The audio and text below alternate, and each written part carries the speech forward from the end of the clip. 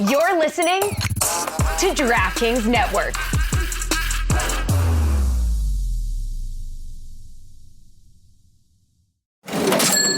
You know that sound. It's the sound of money hitting your Venmo account, a friend paying you back, or maybe it's getting cash back from your favorite business when you pay with the Venmo debit card, or it's realizing you can pay with Venmo at checkout at thousands of brands.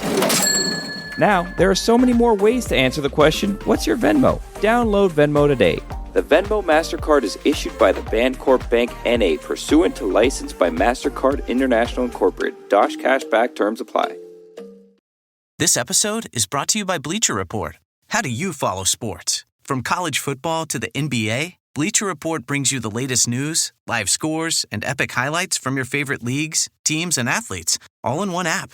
Dive into exclusive shows hosted by your favorite athletes and original Bleacher Report series with breaking news, rumors, and predictions all season long. Download Bleacher Report to personalize your coverage. This is the Dan Le Batard Show with the Stugotz podcast.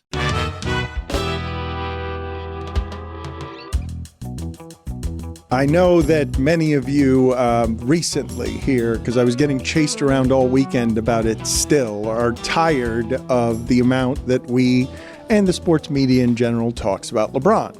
I do want to just celebrate for a moment. LeBron's going to outlast Skip Bayless, who's been chasing him around. I do want to absorb for a moment the idea that LeBron James at his age, the oldest player in the league, would take out Germany in the Olympics while Wade and Melo are on podcasts telling you what could have and should have been. Wade's like, if I hadn't been injured, I'd go after Michael Jordan. And Carmelo's like, I had a chance, but I didn't want to be the fourth option with Bosh, LeBron, and Wade. I could have been a part of that team. The idea that the two of them are doing their media careers while LeBron wins internationally as the oldest player in the league, please do not allow the celebration of Tom Brady and Diana Taurasi and what some athletes are able to do in their 40s to not allow you to absorb the greatness that is still on display when LeBron is carrying Team USA over Germany. It's one thing to dominate your NBA team. It's like, all right, there's a couple stars on every team. He's still the best player in his team. That's not surprising. He's on a team now with all the best players in this league, and it's just, I'm the guy at the end, give me the ball, 40-something years old. I know we've said it too much with LeBron, but it's just unbelievable. I'm telling you that I made fun of the decline of Team USA when they were having close games against Carlos Arroyo and a Puerto Rico team, that I was making fun of the center with gel in his hair who was 40, in other words, LeBron's age. LeBron is now the center I was making fun of for Puerto Rico that was challenging the dream teams. Ortiz was his name, right? The Puerto Rican guy who had gel in his hair. I was making fun of that Puerto Rican team because it was Carlos Arroyo and this 40-year-old center Ortiz. LeBron is now the 40-year-old. I do want to talk with you guys about what Melo and Wade were doing last week as we get into the history-writing portions of Melo and Wade telling you, hey, it can be Anthony Edwards and Jason Tatum's league now, but you're not going to forget what we built over the last 15 years that everyone has had to topple here. Because I do want to take some inventory of what these guys did to the sport over the last 15 years, for better or for worse. Yeah. Was it tough as hell? Yeah, it was tough. But also, too, I think I was the perfect person to play that role. It ain't a lot of people that can play that role. Bron is an amazing player, but you got to learn, you got to work around him. Right. And to work with him. And so, as you see, in the first years we were together, we did everything together. Right. We did every interview together, every press conference. Every time you seen him, you seen me. Because we had to be so lockstep because I knew everybody was going, and nobody wanted it. My team didn't want it. My family didn't want it. They were pissed. Bron team didn't want it. No one wanted that to happen. The game of basketball didn't want it to happen. So I made sure I linked myself with Bron even more because I knew we had to be so tight, right, or it was going to be a failure. And we didn't want to, and I didn't want to be a part of that. And so there we go. Tony, I can't hear your microphone. What are your thoughts, Greg, on the idea that Carmelo was saying in the middle of all of that? Carmelo is saying, I didn't want to be the fourth option with Wade and Bosh, not in my prime, and LeBron. Right. Yeah, I mean, that's his ego talking. He didn't want to be a role player at that point in his career, I guess. What Wade just said, though, that didn't happen right away. Like, I think it was the second season when Wade finally said, it's LeBron's team. Oh, no, right? but what did happen right away is they were giving all those press conferences next to each other. In fact, it was super unusual in that LeBron wanted to get here. And look, man, let's examine this for a second, because these people changed what the sport has been over 15 years in a number of different ways, playing it positionlessly, the moves that have had to be made to countermeasure what it is that Wade was saying that nobody wanted there. What is the legacy of those 15 years in terms of altering the power the way those guys did? So much so, turning it into AAU buddies who are just going to control the sports by teaming up their powers. For Melo to say, I didn't want to be the fourth option in my prime. I wasn't going to give up what it is that it would have had to be given up in order to join what would then end up altering the sport.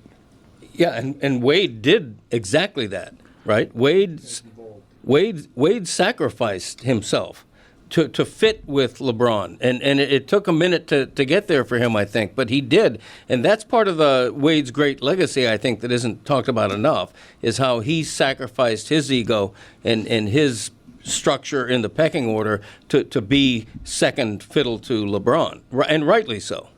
Can I just go back for a second?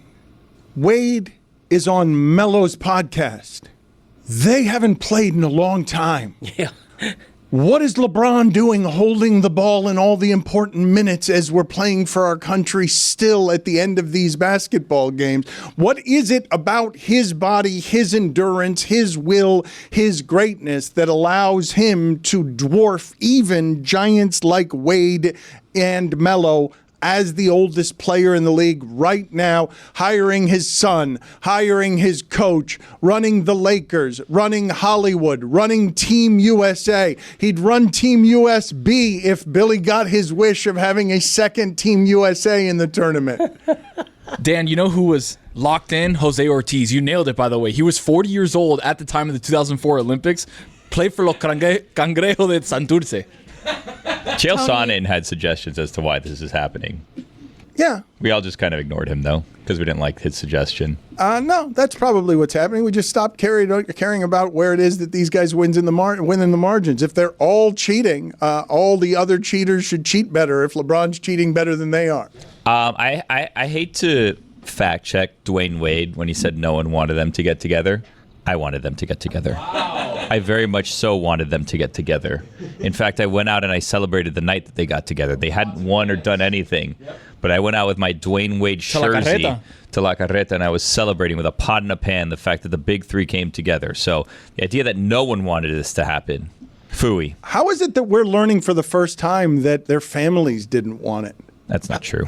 Okay, so he's lying now? I'm not saying that. That's exactly what he said. No, I mean, if someone writes a nonfiction story, would you say they're a liar? No, they just are piecing together nonfiction. You think that what Dwyane is doing there is noveling? I think he's that nonfictioning? I mean, sometimes... A bit of revisionist history, sometimes we forget that he was a bull and a calf also. I'm just saying. That doesn't have anything to do with what it is that he's claiming there. Well, no, when we say heat lifer, but we've made a couple stops along the way, then that's not factually accurate as well. Don't go to your greatest hits. Stay on point. I'm not. I'm just saying. Sometimes when we go back and we romanticize things, sometimes we don't exactly, we fib a little bit, Just stretching the truth. I'm not saying it's a lie. I would never call Flash a liar. I would never do that. I'm just saying sometimes we forget the facts a little bit. When I was growing up, my dad would always... He didn't like lying, obviously, but he found there was like a little white lie he was okay with. But the bigger lies... Give me an example. What is a white lie? Yeah, what's an example? What's a white lie is complimenting somebody just to make them feel good. Like what? Like if I'm dining at someone's house and they've made me a meal and I think the chicken is really overcooked and it's a little bit dry and I'm like surreptitiously pouring gravy on it to just moisten it, I'm going to say to my host, this is a beautiful chicken. My dad is such an annoying dinner guest because he always takes like the most obscure item and it's just like, man, these sauteed mushrooms are killer. He's not going to mention the steak, the brisket, the mashed potatoes that you like are homemade. They're not from the box. Stands up for the unsung heroes. He'll find the most, like the easiest thing that's not that impressive. He's just like, man, this bagged Caesar salad is kicking my ass. It's kicking my ass. It's the rock star of the plate. He does that. The rock star. It always has to be the least important item. No, I think that goes. Caesar salad? I think that goes along the white lie situation, right? Because he could not like the chicken, but if he compliments something else, he's not telling you he doesn't like the chicken. He's just complimenting you on something else.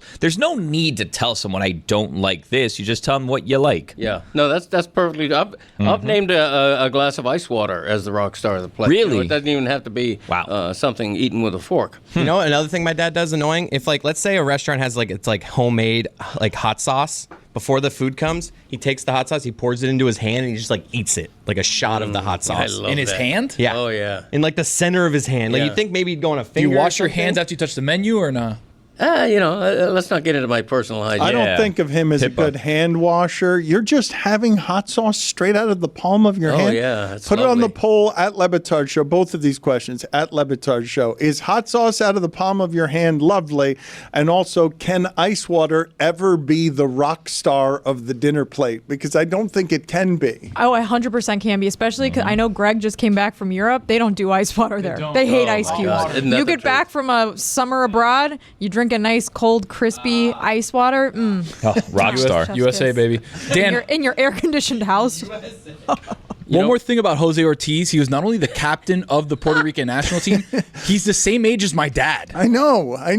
He was born in 1963. Yes, I know. It was ridiculous. The Team USA was struggling against Ortiz. And now we've got our own Ortiz, and it's LeBron.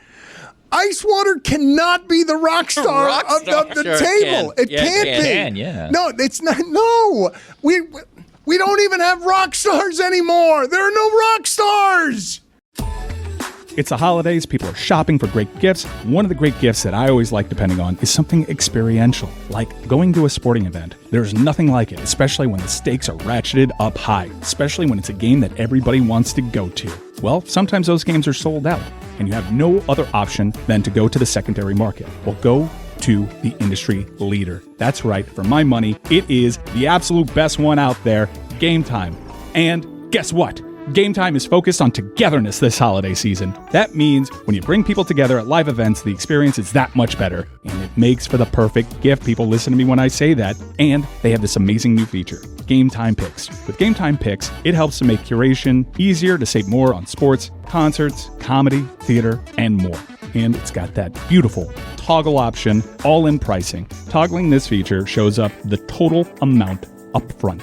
No surprise fees at checkout. That is huge. Take the guesswork out of buying tickets with Game Time. Download the Game Time app, create an account, and use code DAN for $20 off your first purchase. Terms apply. Again, create an account and redeem code DAN for $20 off. Download Game Time today. What time is it? Game Time. Dan Le Batard. If you lob a 30-mile-an-hour fastball to a major leaguer, of course they're going to hit a home run. The worst major leaguer in baseball is going to hit 10 or 12 home runs under that format, being pitched that way. So they should be throwing curveballs? No. Like, what's your solution here? It's a fake event. It's like not even real. Stugotz. Dad, you had a funeral. Okay. Those were my deck shoes of long standing. They Real meant event, something to though. me. Real shoes. Okay, Right, all exactly. No. Okay. I am with you, Greg. What's wrong with that? He got me on that one. This is the Dan Le Batard Show with the Stugotz.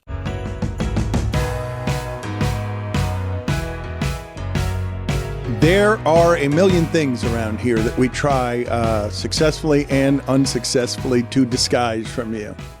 The number of technical difficulties that we are having today that I don't think we've masked very well, but perhaps we've masked better than I think in terms of microphones not working at the right time, people not being able to hear me, everything being just a note off. Is it possible that Stugotz knew only 2 microphones in that studio were going to work, so he went to New York to get a microphone that worked, and Greg is sitting in his chair because Greg's microphone doesn't work? You've told me that people are tired of the Stugotz is out content. You just got done telling me that, and then this is your move. No, this but we're not doing that do. content. I'm just asking. I'm just explaining to. I'm trying to look. I'm taking everybody behind the fourth wall because you brought us behind the fourth wall, and there's technical issues, and that's just one of them. Stugotz wasn't irresponsible. He knew that there was going to be a microphone issue, so he went up to New York to kind of have us work around that situation. Now, Chris hitting the wrong sounds was 100% Chris. It had nothing to do with technical difficulties. Well, It was mislabeled. I also really wanted us to just pretend like we couldn't hear Tony for the rest of the day, but that I couldn't get the message out quick enough. I kept dropping dimes, and then Dan would look at me like I didn't say anything, and I was like, "Dan, that was money. What happened?" I'm gonna be honest with you. I unplugged it so you wouldn't stand next to me. What if we convinced Tony he was a ghost, like in South Park? What? Let's get I'm away down. from the Stugotz nonsense. Let's do a stat of the day. Start of the day, start of the day. It is the start of the day. Start of the day, start of the day. It is the start of the day. Start of the day, start of the day. It is the start of the day. Start of the day, start of the day. It is the start of the day.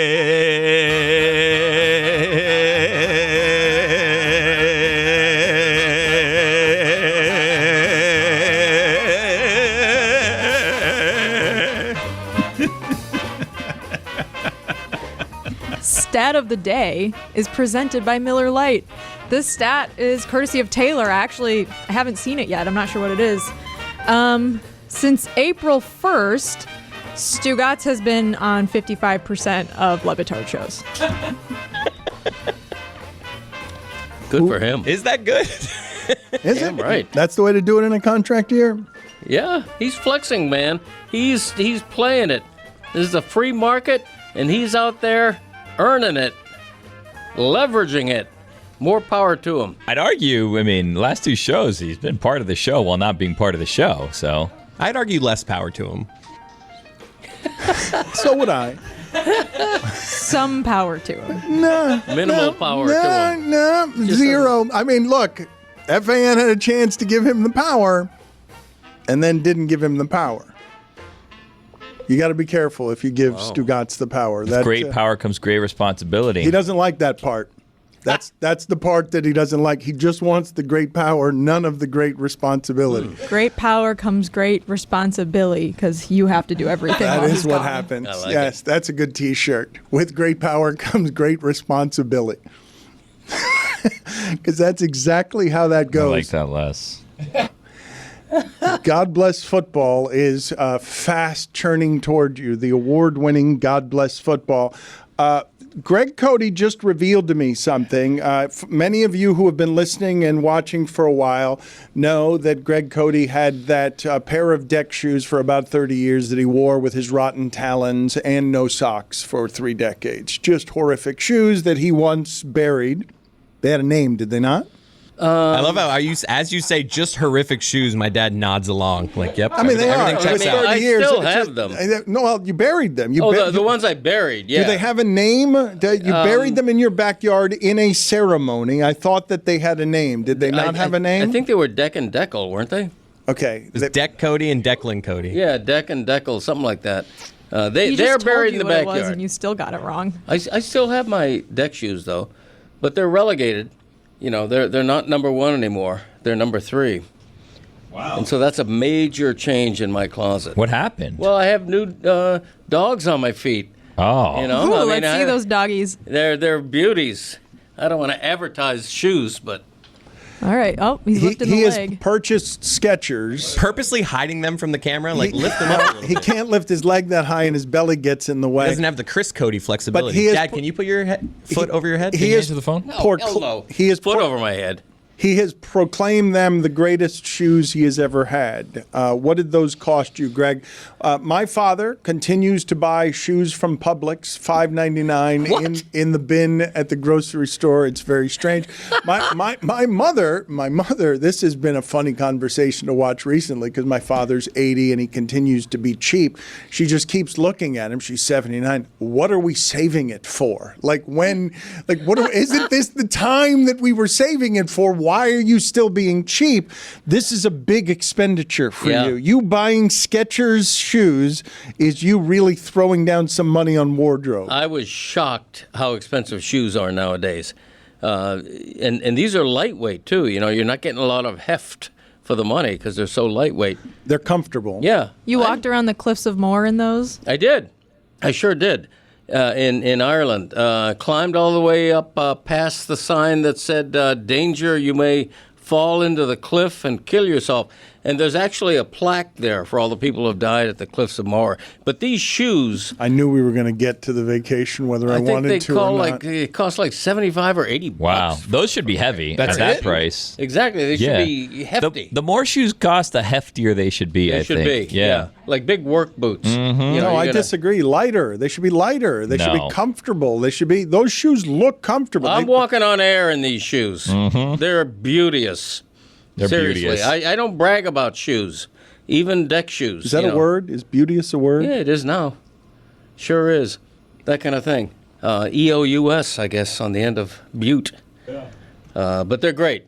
I'm the older I get, the more pleased I am with life's simple pleasures. And to me, when you buy a pair of shoes and you actually think to yourself, these are the best shoes I've ever worn in my life, I was grinning like a mule eating briars for 3 days. Mm-hmm. Sometimes I do that. I want to go buy multiples of the same shoes because you can never find them again. Yeah, that's right. And I surveyed the entire line of shoes. Yeah, because what I was looking for was an upscale, a handsome pair of sneakers. Oh, and you found walking it. shoes. Yeah. But are these even considered walking shoes? Let me see. Lift that up What again. are these? Sneakers? I'll They don't see know there. what they want to be. I think that's what people at restaurants wear. Sneakers. I think they're hybrids. Like yeah. kitchen workers wear those. What? Kitchen workers? Yeah. I've The worked in a backbone of kitchen. our society. I have. I work in a kitchen every day. Made a beautiful meal last night. Made a sandwich called the Gerber. Ooh, go on. Not named after the baby, but it was in a famous St. Louis deli. It's a St. Louis sandwich. I could give you the recipe right now, but it was it was good. One of my dad's moves is whenever he travels, he comes back and the first meal he makes has to be like from that place. Like this past Sunday, he had an Irish stew. Yeah, I honor the country I've just been in. And I think they appreciate that. Thank you. Do you have a Guinness? Yeah, beef and Guinness. And controversially, it was good. The mashed potatoes were on the side. The mashed potatoes were also boxed. Mashed potatoes are the rock star of that dish. No, not these. Really? Christopher just ratted me out. They weren't from scratch. They were boxed. But what he does is he takes like 3 of those like homemade Evans Bob pre-made Evans. microwave, Bob Evans. and he like pours them into a big bowl, right. and he tries to present them as if they're his mashed potatoes. Don't It's ruin like, the secret recipe. I saw you shoveling them out of the Bob Evans packaging. I wasn't doing it surreptitiously. It was there for everyone to see. But I make it my own, and here's how. I put a little S&P on there. Okay, a little S&P goes without saying, but also I used Kerrygold. Kerrygold. Nothing but the best. Yeah, and then you mix it real good, you whip it good, and it was lovely. I mean, it was You're beautiful. supposed to serve it out of the box, Chris? I mean, Come on. On Thanksgiving, real potatoes. Well, that's a special holiday, occasion, and your mother, who doesn't lead the league in kitchen. Oh, no. Your mother makes the mashed potatoes every Thanksgiving. No, she would admit that. She'd admit it. No, She yeah, makes- just like I'd admit that I'm fear Sal Licata. Yeah. Stugotz here. Right now, my friends over at Simply Safe are extending their massive Black Friday deal for our Batard Show listeners. Simply Safe is the home security I trust to keep my home and family safe. I've been telling you that for years. This is your last chance to protect your home at Simply Safe's lowest prices of the year. Simply Safe is a new way to protect your home that stops intruders before they break into your home.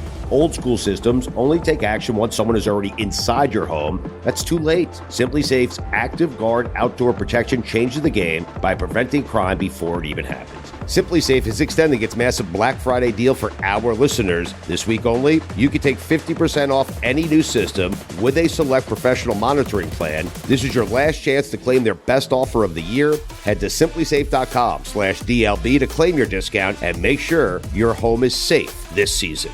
Don't wait. This offer won't last long. Keep your home, your family, and your peace of mind protected with Simply Safe. There's no safe like Simply Safe. It's the most wonderful time of the year for getting in on all the hoops, football, hockey action at DraftKings Sportsbook. In the season of giving, we're being gifted college football and basketball, pro football and basketball, pro hockey, almost 24/7. And here's a gift for all new customers. Bet just $5 to get $150 in bonus bets if your bet wins. Download the DraftKings Sportsbook app and use code DAN. That's code DAN, D-A-N, for new customers to get $150 in bonus bets if your bet wins when you bet just $5. Happy holidays from DraftKings. The crown is yours. Gambling problem? Call 1-800-GAMBLER. In New York, call 877-8-HOPE-NY or text HOPE-NY 467-369. In Connecticut, help is available for problem gambling. Call 888-789-7777 or visit ccpg.org. Please play responsibly. On behalf of Boot Hill Casino and Resort in Kansas, 21 and over. Age and eligibility varies by jurisdiction. Void in Ontario. Bet must win to receive reward. Bonus bets expire 168 hours after issuance. For additional terms and responsible gaming resources, see dkng.co/bball. Don Le Batard. Chris, what was happening there? Can you please just explain to me? Just give the audience a glimpse into what's happening inside your soul as your father is delivering clunker after clunker. It's just not surprising. He was texting me last night trying to get lines for it to make it funnier, and I was just like, I don't know if this one works. You're not really bringing anything to the conversation. It's just classic Greg Cote. Stugotz. Actually, Christopher and I never had that conversation because I did reach out to him and got zero response. That's not true. I can show you my text right now. I wasn't a fan of it. All right, show me that text. There are the Cotes tag teaming the show to kill it. The Cotes as the crazy tag team duo, the Show Killers. This is the Don Le Batard Show with the Stugotz. Off air for some reason. Off air. Greg, can you stop typing for a second? Yeah, I'm we don't hacking have to away. hear you typing while we're busy working. In my defense, I am working. I'm doing show research. I'm fine-tuning the question that I plan on presenting to Ron. Okay, you're that's welcome. Fine. You could have done that the 15 minutes before we were on air in the prep time that we had before this. I was too busy not doing another back in my day. Could be a good question that took a long time. Yeah, it could be. Thank you, Billy, for always supporting Greg in times of need. Greg Cote has told me again, off air, not on air, that he was locked in a castle in Ireland. He got locked in. It was his hotel. He got into a car accident in Ireland, that his wife is a terrible backstreet driver who spent the entire time screaming at him about how he was driving, and also he forgot his computer at the rental car place and drove 100 miles before realizing that he had forgotten it, so had to drive back in order to he had to Dublin back and go and get the computer. It wasn't just his computer, it was him and his wife's passport. Yeah, we had to go back. He lost their passport in Ireland. But how is it that you told me all the interesting stories? We've been on for a while now, having all sorts of technical difficulties. I could have used all the content. Why did you tell me it during the break? And then when you could have been preparing your question for Ron Magill during the break, why did you start doing that as soon as we started the segment? You know, I take things in order. I'm not a great multitasker.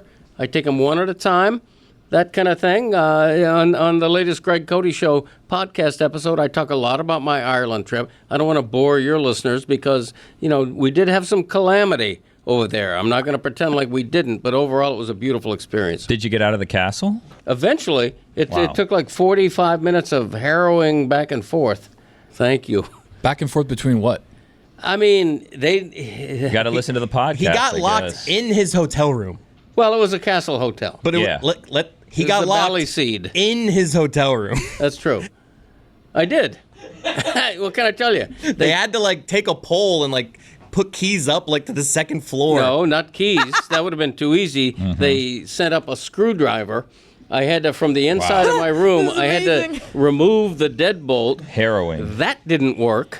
Yeah. Eventually the King of England comes over and breaks down the door with his right foot. We got out eventually, and they comped us the room. Wow. So my whole ruse about being locked in worked. No, I'm just kidding. Was there a moat? There was not a moat. Ooh. No, that sort of disappointed me. But you know what there was? Ron, I don't know if you know this this breed. The Irish Wolfhound. Oh, great dog. Big, tall, very wire-haired dog. Very tall. It almost has the face of a lion. I'm going to have to, I'll send you a picture and you'll see what I mean. One of the most majestic animals I've ever seen. So we pull into this Castle Hotel, and there, standing alone, was a beautiful Irish Wolfhound just looking at my rental car. And eventually he moved, but man, what a beautiful sight that was. I want to get me one of those. I've always talked about having a Greyhound or a Whippet. Now, my sights are on an Irish Wolfhound. But can you even get that dog in the States? You can get any dog in the States. You got to be careful what kind of climate you keep that dog in. I've actually seen Irish Wolfhound statues at some of the big, I don't think they call them mansions in Great Britain, but some of the the manors. The manors. There you go. The manors. I've seen actual wolfhound statues. I love that dog. In the front door. Yeah. That's why I say it. They reminded me of a lion. Yeah. I tell you, it has a certain face. Looks nothing like a lion. You didn't see this one. I showed the photo. It looks like a Benji on steroids is what it looks like. I showed a photo of my wolfhound to the bartender at Toner's. Really? One of the literary pubs we went to, and without prompting, he said it looks like in an Irish brogue. It says it looks like a lion. Were you getting an icy toner? What's a literary pub? You know what? James, they have pictures of James Joyce all over the place. The umpire? Double J. No, not the umpire. That's A famous writer of the 19th century, or was it the 20th century? The guy who ruined Andres Galarraga's? Yeah, that guy. Yeah, he's famous in Ireland, apparently. Andres. But it was just, Christ almighty, can you guys get one thing right? Between any of you, I have a question all of you for Ron, together. I nailed Manor Day. All of Armando Galarraga.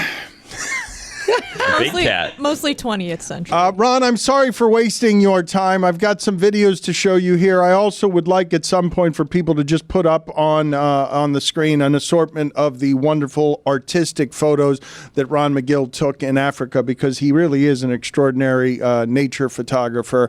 But I also want to play for you some video here. This is in California.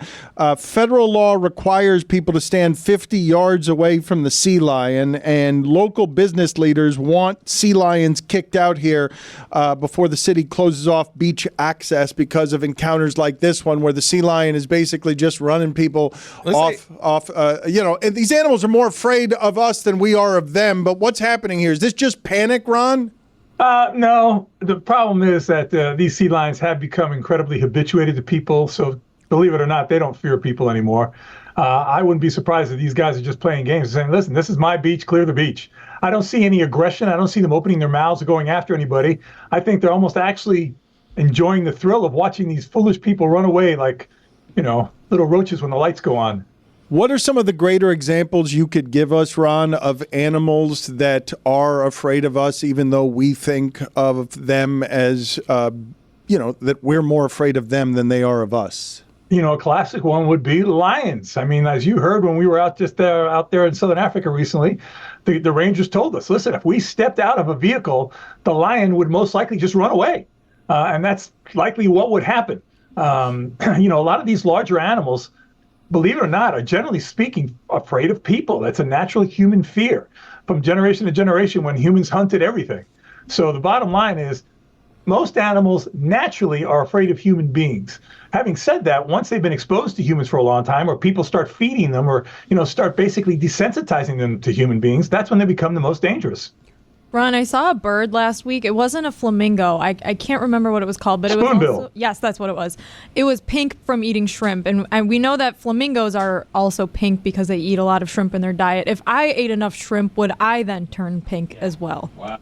Well, it's not just shrimp. It's a lot of different crustaceans that have what we call carotenoids in them, and those carotenoids are what give them that color. And yes, you know what, Jessica, if you ate enough carotenoids, yes, you would start getting a bit of a salmon color to your skin. Because I tried. But it also might be toxic because you're eating just too many of them. Salmon color. That's funny. Mickey? By the way, Ron, I just texted you a photo of that wolfhound that looks like a lion. Wow. Tell me if I'm right. Can you confirm? Text to the video team? That's a great looking wolfhound, a beautiful manner, nice ground, nice hedges. Yeah.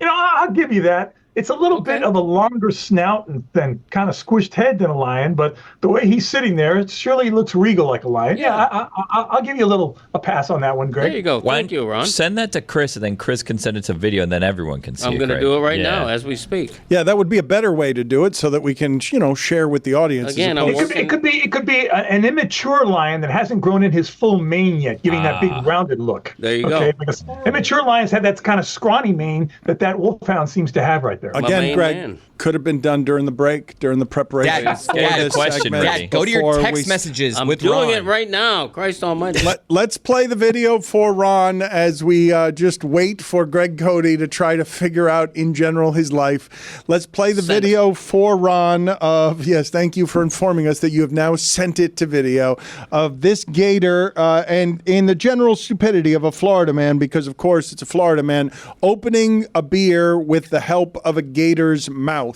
Ron, what is what is happening? What is happening to humanity here? You know what this is? This is all social media crap is what this is. This is all, let's get this on video. Let's see how many likes we can get. This is just, it's stupidity, Dan. That's all I can say about it is stupidity. And these guys think they're being cool, and they are, they're I'll tell you what, they're living proof for natural selection. The alligator can't stick its tongue out, correct? No, it cannot stick its tongue out. Put it on the poll, please, at LeBatard Show. Did you know the alligator could not stick its tongue out? That was also not a dangerous enough alligator to actually be problematic, correct? No, it was dangerous enough. I could have grabbed his hand and pulled him in the water and drowned him. No question about it, given a pretty bad wound. It's not going to consume the guy, but it certainly could have inflicted a really bad injury. And trust me, if that had happened, you know what would have happened next? The authorities would have found that gator and euthanized it because it took out a stupid guy. I thought it was crocodiles that couldn't stick out their tongue, or is it both? No, all crocodilians. They have a tongue, but it's fixed in the bottom jaw. So it can move up and down, but they can't stick it out of their mouth. Ron, thank you for being on with us. We appreciate the time. I will remind the audience at every turn at LeBatard Show. What are you doing? What are you showing me here? What are you doing? It says crocodiles can't stick out their tongues. Yeah, but I'm doing a show. It just said that. All crocodilians. All crocodilians, crocodiles and alligators. Craig, have we lost you? Have we lost? What is happening? They aren't called alligators, though, so I understand the confusion. They should be. We have the photo now that my dad Wow, says that's a beautiful dog. looks like a lion. Ooh, that's a lion. Let's see this thing that looks like a It lion. does look like a lion. Thank you. I'm not wrong. They're screwing with you. No, they're not. That looks like a lion. I am not. I'm being honest. And I want to get invited on that yacht, Chris. Don't blow this for me. I'm telling you. A reminder to take care of Ron Magill's substantive endowment. Evidently, the listeners were very strong last week for you, Ron. They raised a lot of money. Thousands and thousands of dollars came in. Thanks to you and your listeners, Dan. I can't tell you how profoundly appreciative I am. We are grateful because I have seen firsthand what it is that he does with that money and how it goes to people who show great care with the animals. So you can rest assured that if you donate to Ron Magill's substantive endowment, the money will get to helping people. Thank you, helping animals and helping people who help the animals. Thank you, Ron. Have a good week, guys. Take care. You were a disaster, that segment. Why? Like you were not doing the show we were doing for the many people that we do it for. You and Ron were having a personal exchange the way that you would in another room, as if microphones and cameras weren't around. Right. Yeah, the wolfhound, Irish wolfhound entranced me. It did. It had me under a spell. So your listeners paid for your and Ron's trip to Africa? How does that work? Is that what happened? He said thousands and thousands of dollars were donated It's amazing that got that kind of a scam going. I paid for my own trip to Ireland. I mean, unless the listeners want to donate. I mean, seriously, I got to GoFundMe to You didn't pay. recoup some. You locked yourself in your castle and got a free night of castle. We were there 8 nights. I mean, 12.5% of my stay. McGill's endowment also paid for that. 8 nights in a castle. Okay. It's the holidays, people are shopping for great gifts. One of the great gifts that I always like depending on is something experiential, like going to a sporting event. There's nothing like it, especially when the stakes are ratcheted up high, especially when it's a game that everybody wants to go to. Well, sometimes those games are sold out, and you have no other option than to go to the secondary market. Well, go to the industry leader. That's right, for my money, it is the absolute best one out there, Game Time. And guess what? Game Time is focused on togetherness this holiday season. That means when you bring people together at live events, the experience is that much better. And it makes for the perfect gift. People listen to me when I say that. And they have this amazing new feature, Game Time Picks. With Game Time Picks, it helps to make curation easier to save more on sports, concerts, comedy, theater, and more. And it's got that beautiful toggle option, all-in pricing. Toggling this feature shows up the total amount up front. No surprise fees at checkout. That is huge. Take the guesswork out of buying tickets with Game Time. Download the Game Time app, create an account, and use code DAN for $20 off your first purchase. Terms apply. Again, create an account and redeem code DAN for $20 off. Download Game Time today. What time is it? Game time.